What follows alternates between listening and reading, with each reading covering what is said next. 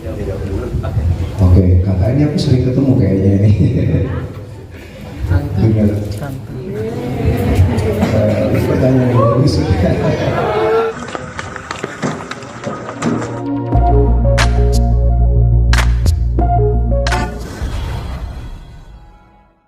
Assalamualaikum warahmatullahi wabarakatuh. Selamat siang, salam sejahtera buat kita semua. Alhamdulillah hari ini teman-teman media kumpul. Terima kasih sudah hadir di ruangan yang membanggakan buat kita semua di DPP PAN, DPP PAN. Dan alhamdulillah hari ini saya ditemani oleh orang-orang yang juga menyenangkan. Yang pertama Mbak Putri Hasan, ya. Ini Mbak Putri salah satu yang memimpin Puan pusat dan juga Puan sebagai wakil Puan, ya, Puan pusat, dan juga calon legislatif dari Lampung. Lampung berapa, Mbak? Lampung 1. Dan sebelah kanan saya ini 11-12 dengan Eko Patrio, ya. Iya. Kacamatanya, Pak. Cuma beda di muka, di wajah, di mata, di hidung dan sebagainya, ya. Beda Dan semua. alhamdulillah, ya, kami Partai Amanat Nasional adalah partai yang sangat terbuka dan kita lintas gaul, ya. Terbukti sudah banyak yang bergabung dengan kita dari PAN. Ada sudah banyak jenderal-jenderal yang masuk kemari, tokoh-tokoh akademisi, para seniman, budayawan, dan sekarang anak milenial. Udah milenial terkenal pula, ya, yaitu PRL. Nah, kenapa sebenarnya sejarahnya banyak, biar nanti PRL yang cerita, dan juga Mbak Putri kenapa juga ada di sini. Ini ada korelasinya, ada hubungannya, karena PAN itu memang kalau buat saya secara pribadi sangat-sangat mensupport, mendukung apa yang dilakukan oleh kader-kadernya. Dan sebelum jadi kader, PRL ini banyak komunikasi sama Mbak Putri, ya, kaitannya dengan masalah yang lain.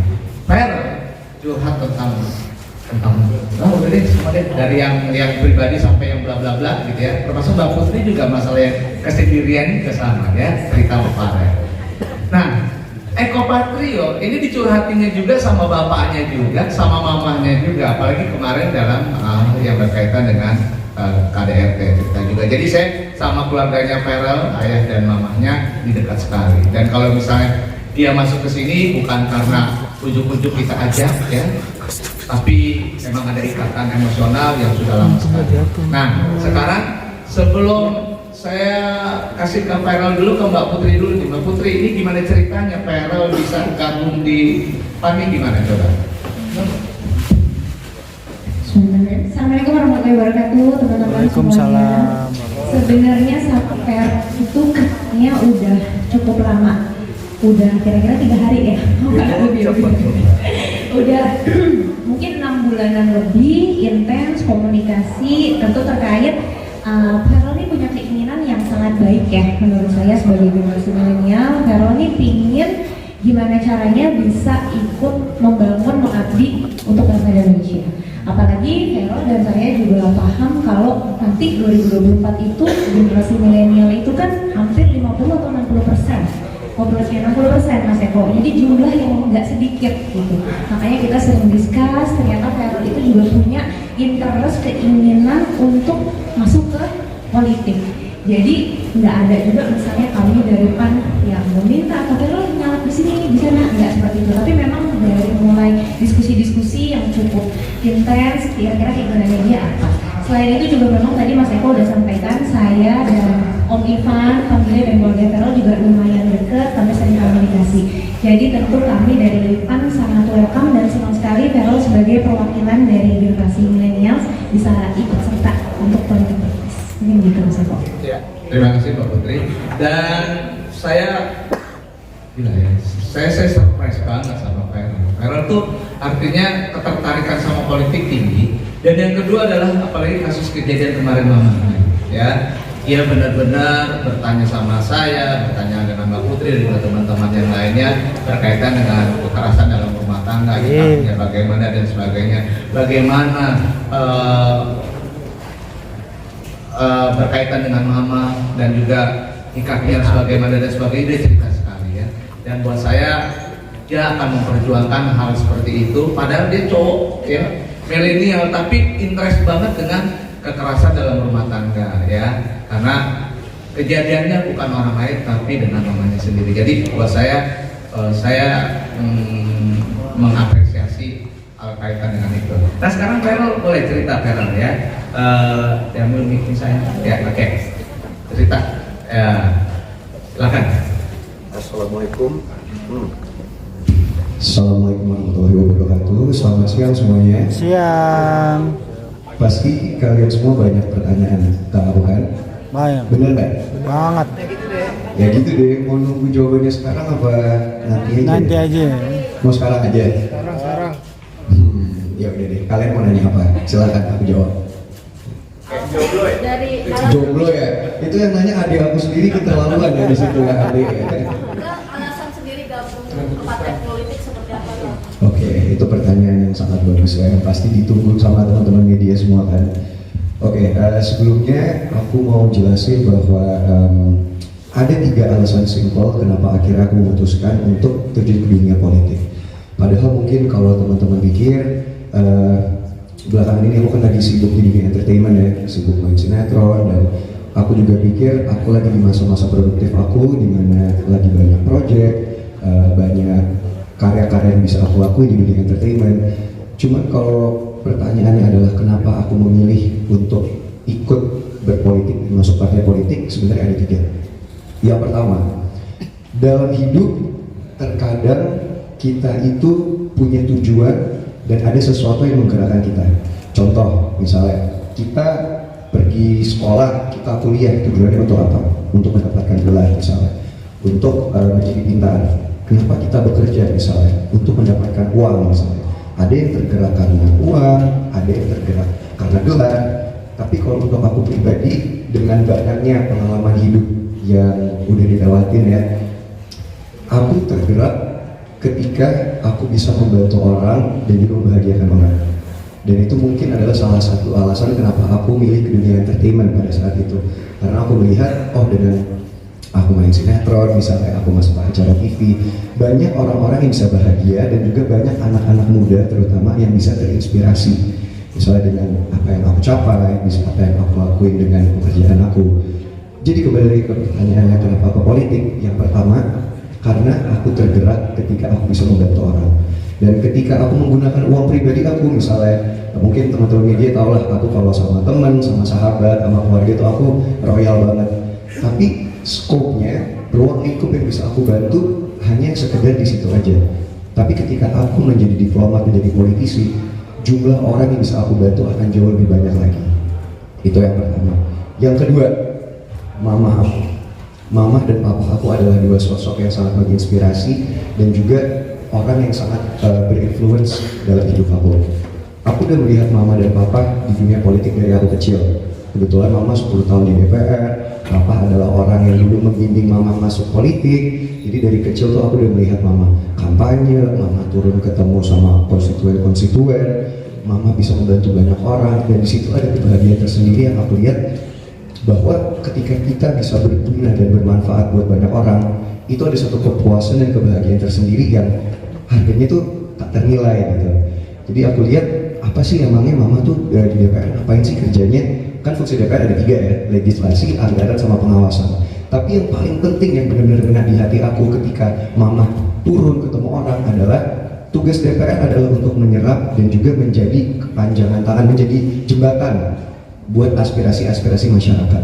Dan aku merasa seperti yang Kak Putri bilang tadi, sekarang jumlah milenial sama Gen Z itu kita mendominasi, kita 50-60%. Jadi alangkah baiknya kalau aspirasi-aspirasi dan juga keinginan-keinginan teman-teman aku yang seumuran aku, milenial dan Gen Z, itu bisa diwakilkan oleh orang yang juga milenial, yaitu aku. Dan yang ketiga, seperti yang aku bilang tadi, dengan aktif politik, aku akan bisa menyentuh hidup lebih banyak orang, membantu lebih banyak orang, dan aku rasa hal itu adalah yang membuat kedua orang tua aku bangga. Jadi itu kenapa aku memutuskan untuk pilih PAN, karena menurut aku PAN itu memberikan aku kesempatan. Mungkin teman-teman di sini atau banyak netizen juga yang berpikir, apa sih backgroundnya, kenapa sih meremehkan gitu loh, apa sih Farel kenapa tidak ke politik segala macam. Tapi itu sama sekali tidak aku rasakan sama Partai Amanat Nasional, sama Mas Eko, sama Kak Putri, sama Bang Zul, Ketua Umumnya PAN. Mereka malah sangat merangkul aku, mereka mensupport aku, bahkan mereka yang akan mengajarkan dan membimbing aku nanti untuk kedepannya berpolitik itu seperti apa. Jadi menurut aku PAN itu memberikan kesempatan, memberikan ruang untuk anak-anak muda untuk bisa didengar, untuk bisa menaruh ide-ide dan aspirasi mereka, dan juga benar-benar bukan hanya lip service, tapi terbukti bahwa di PAN sendiri banyak banget kader-kader yang DPR, yang apapun itu yang masih muda gitu. Jadi aku rasa ini kendaraan politik yang sangat cocok dan pas banget buat aku. Betul ya. Jadi sebenarnya bukannya udah kader, ini udah anggota DPR seharusnya nih. Jawabannya. Ya, selamat datang Mas Vipa Yoga ya. Oke.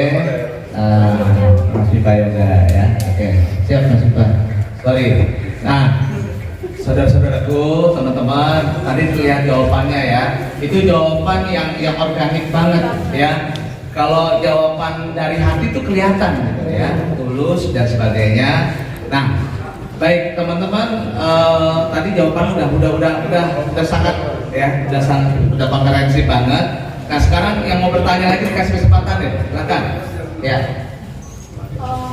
Untuk Mas Farel ada dua. Yang pertama, informasinya Mas Farel akan ikut bertarung di Pileg 2024. Itu juga dengan Ibunda Mbak Vena juga sama.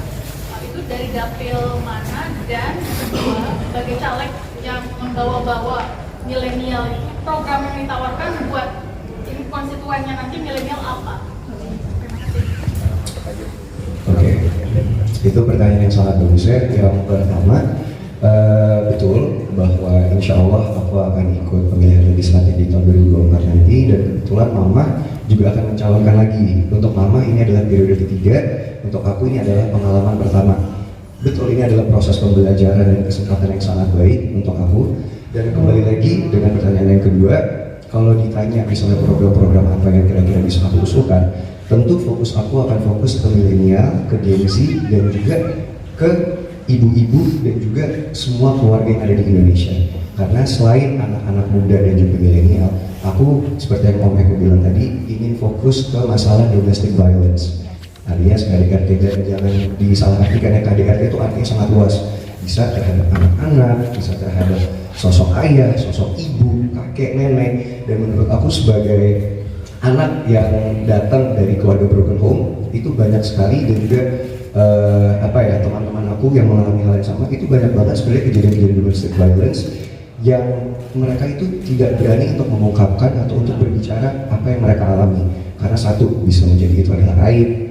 Dua, hal yang memalukan untuk mereka, atau seperti yang aku lihat pada kejadian mamaku, itu adalah hal yang sangat traumatizing, yang bisa membuat orang trauma gitu. Jadi menurut aku banyak orang yang mengentengkan KDRT itu sendiri, dan juga jadi untuk program-program aku nanti, insya Allah kalau aku diberikan kepercayaan sama masyarakat, hal-hal seperti itu akan aku perjuangkan, dan juga kesejahteraan milenial dan anak-anak muda, supaya kita semua bisa sukses di usia muda dan diberikan kesempatan yang sama seperti orang-orang lain yang udah lebih dewasa atau berpengalaman. Artinya kesimpulannya bahwa keluarga Farel ini demokratis banget. Mamanya di partai mana, anaknya di partai mana, sangat-sangat terbuka dan sangat welcome. Dan saya lihat, jawabannya ya udah. Ini malah kalau bisa, ini udah periode kedua berarti jawaban. Setelah dia jawab periode kedua ya. Saya mau nambahin juga sedikit. Jadi dari hasil saya sering ngobrol dengan Farel ini juga ternyata interest banget dengan isu-isu pemuda dan olahraga.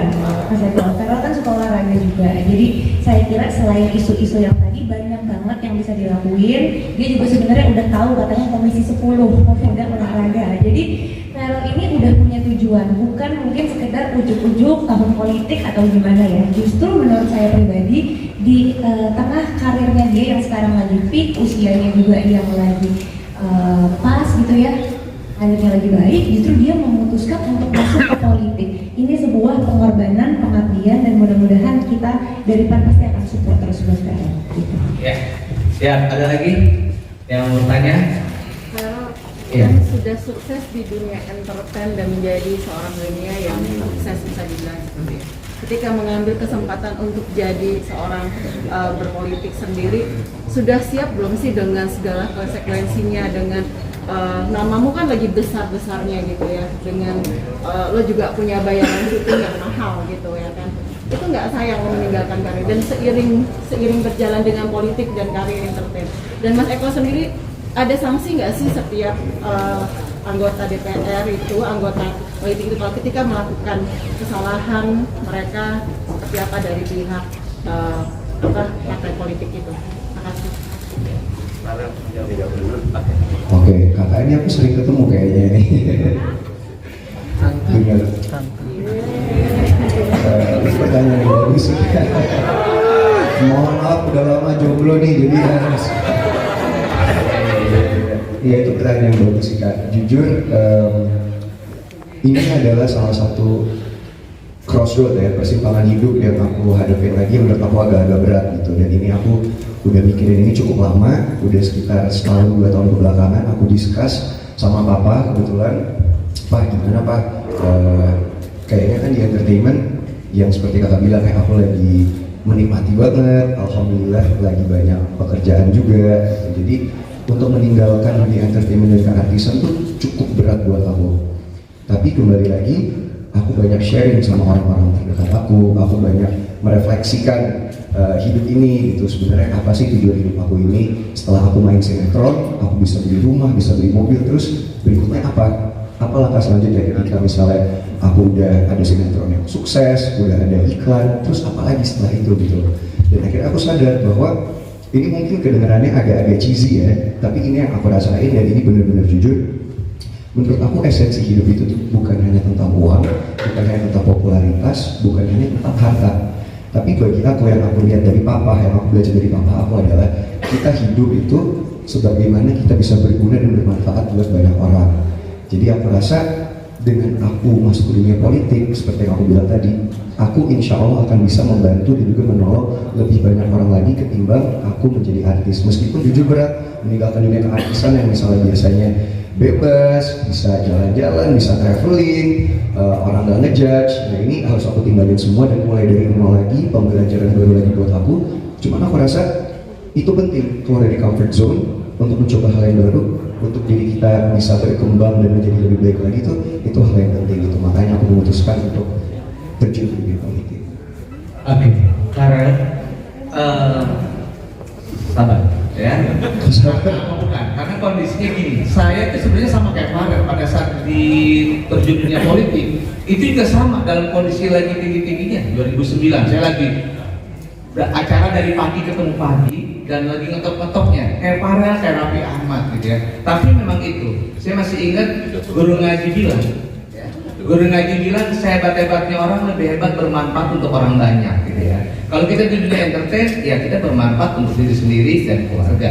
Tapi kalau di politik, benar kata Farel tadi ya, bahwa bisa bermanfaat untuk orang banyak sebanyak-banyaknya sesuai dengan fungsi dan tugas di DPR ya kan, mengawasi anggaran dan juga kaitan dengan masalah membuat undang-undang. Jadi banyak banget manfaatnya.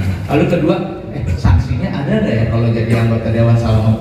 Gini, jadi anggota dewan itu kan memang asal dari kata parlemen, parle, bicara. Jadi bicara aja, ya bicara, menyebatani keinginan masyarakat, aspirasi masyarakat dan sebagainya. Itu satu. Terus kedua, kita malah nggak ada tuh sanksi kayak semacam Farel begini, harus bagaimana dan sebagainya. Justru kita akan support.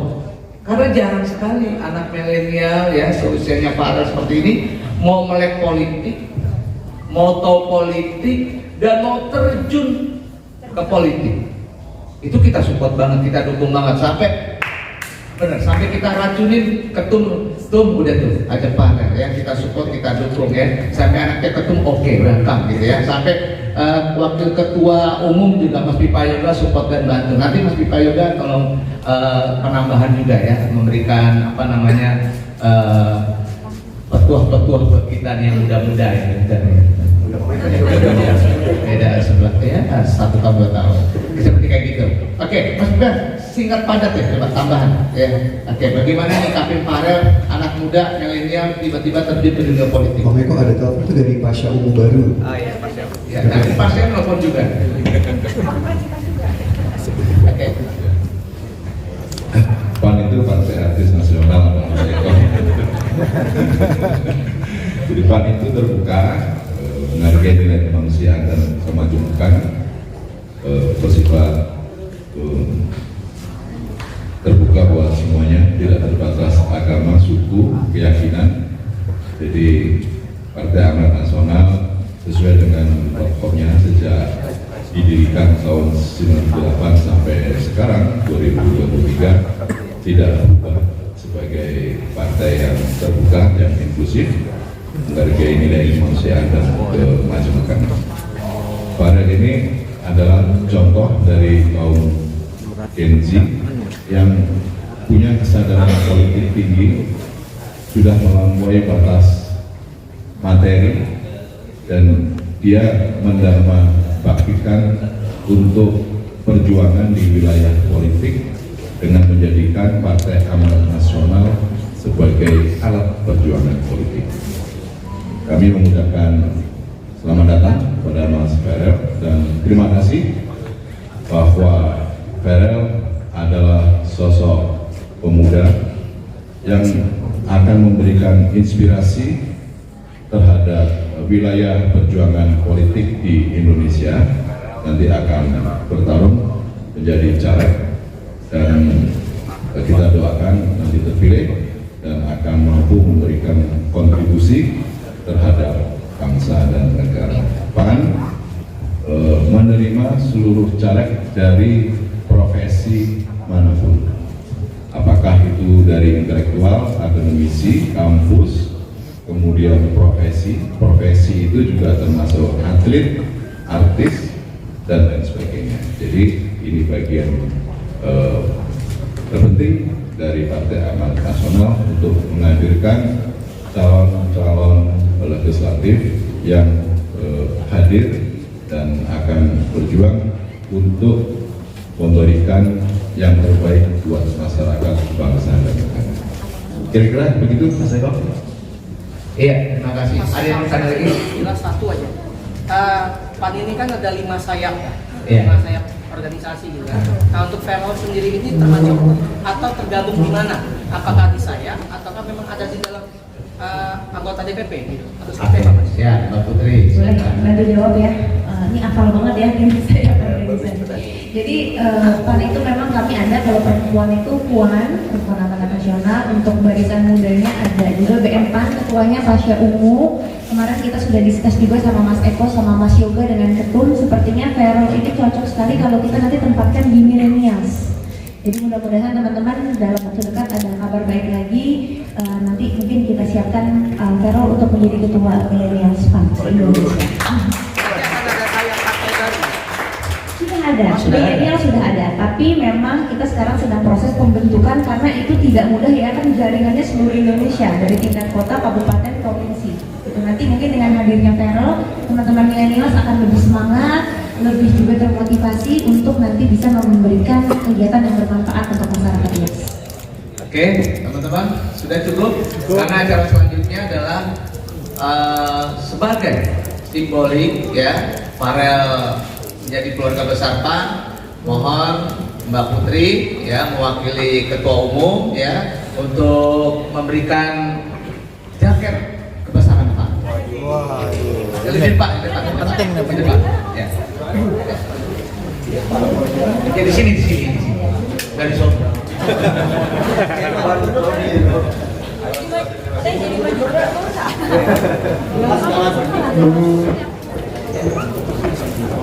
Oke, selamat pagi.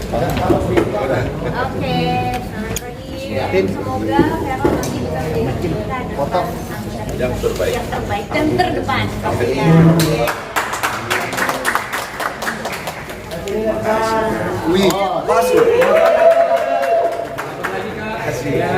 Kanan. Sana dulu ya. Kita ke sana. Jam 11. Ya, jam 11. Mas Pipa. Ya. Ya. Jam 11 bawah. Bawah. 11.30. Ya, 11.30. 11.45. Ya. Ya. Ya bawah. Jam 12 tengah. Ya. Jam 12 bawah. Ya. Jam 1.